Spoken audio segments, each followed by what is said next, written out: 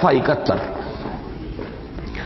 متذکرہ بالا جدید مذہبی اقلیت کے مقابلے میں اسلام کے نقل کے دفاع کا بسم اللہ من الشیطان الرجیم بسم اللہ الرحمن الرحیم۔ معزز ناظرین السلام علیکم۔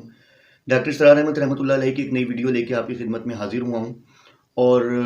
ٹاپک آپ نے دیکھ لیا ہے اور اس سے آپ کو اندازہ بھی ہو گیا ہوگا۔ بڑا اس ویڈیو کو زیادہ سے شیئر کیجیے گا اور میرے چینل کو سبسکرائب کیجیے گا۔ انٹرو دینا میری مجبوری ہے، سو اگر نہیں سننا چاہیں تو اس کو سکپ کر دیجیے گا۔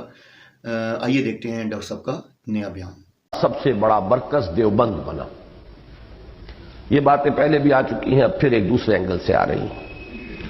جس نے قال اللہ و قال رسول کے حصار میں محصور ہو کر مذہب کا تحفظ کیا،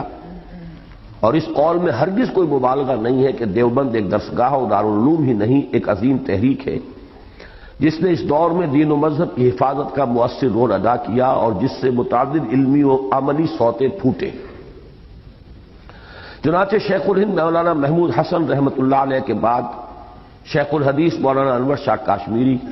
حکیم الامت مولانا اشرف علی تھانوی، مجاہد حریت مولانا حسین احمد مدنی، شیخ الاسلام مولانا شبیر احمد عثمانی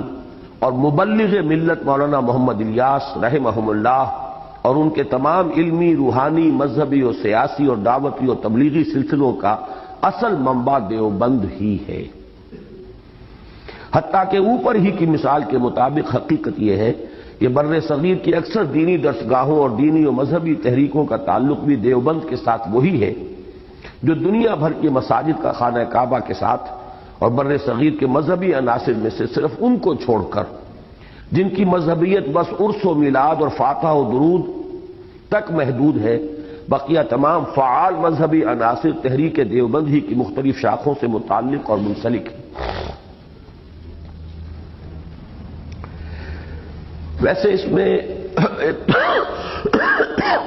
تھوڑی سی وضاحت مزید کر دوں میں، اس سے بھی پہلے یہ دو حضرات نے میر درد کا ایک شعر لکھ کر یہاں میری میز پر رکھ دیا تھا، وہ چاہتے ہیں کہ میں آپ کو سنا دوں۔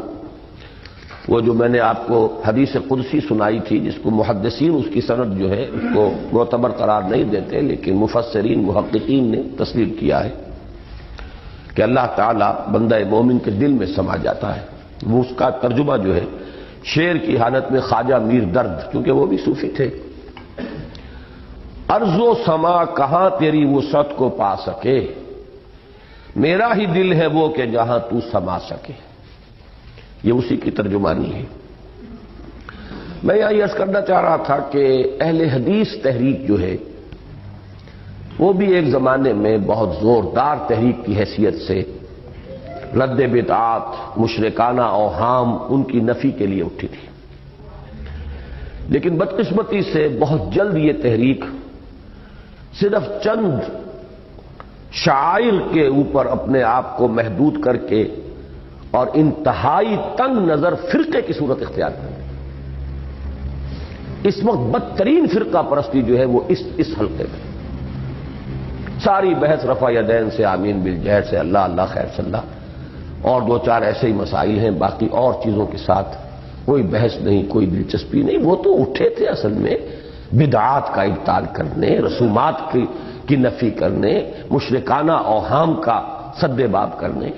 یہ چند مسائل جو ہیں مسلک کے مسائل ہیں، اب سارا زور جو ہے انہی کے اوپر صرف ہوتا ہے لے دے کر۔ اور یہ جو ہے اس وقت میں اپنے دلی احساسات کی ترجمانی کر رہا ہوں کہ فرقہ پرستی جسے کہتے ہیں، وہ جو ہے بدترین کیفیت جو ہے وہ اس جماعت کے اندر آ چکی ہے۔ کہلاتی جماعت ہے، جماعت نہیں ہے، فرقہ، بہت سخت فرقہ بن چکا۔ باقی جو حنفی ہیں اس